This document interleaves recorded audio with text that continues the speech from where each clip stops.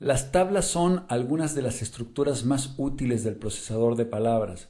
Para insertar una tabla, como con cualquier objeto, primero tienes que ubicar el cursor en la posición del documento donde deseas que quede la tabla. Por ejemplo, en este punto.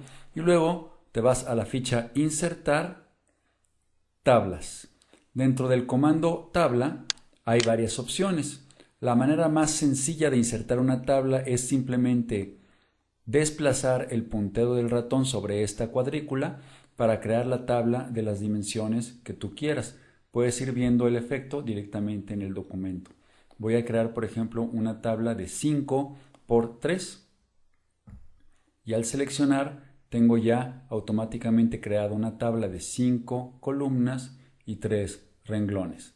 Voy a deshacer para crear la tabla de otra manera. Nuevamente insertar, tabla, y ahora voy a utilizar el botón de insertar tabla.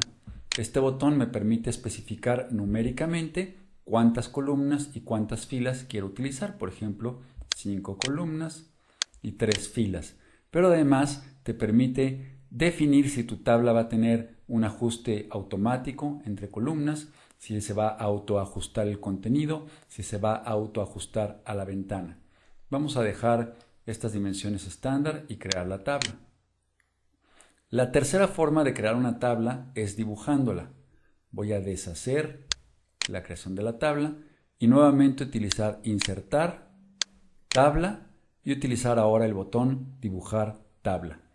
Este botón despliega un lapicito y con el lapicito puedes arrastrar sobre tu documento para crear la tabla como la necesites.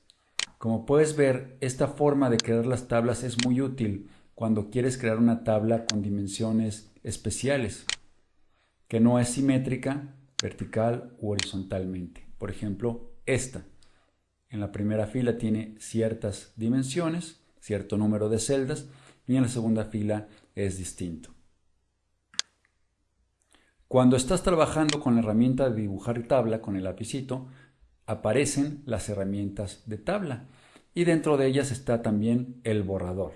El borrador te permite hacer un clic sobre alguna línea para eliminar esa división.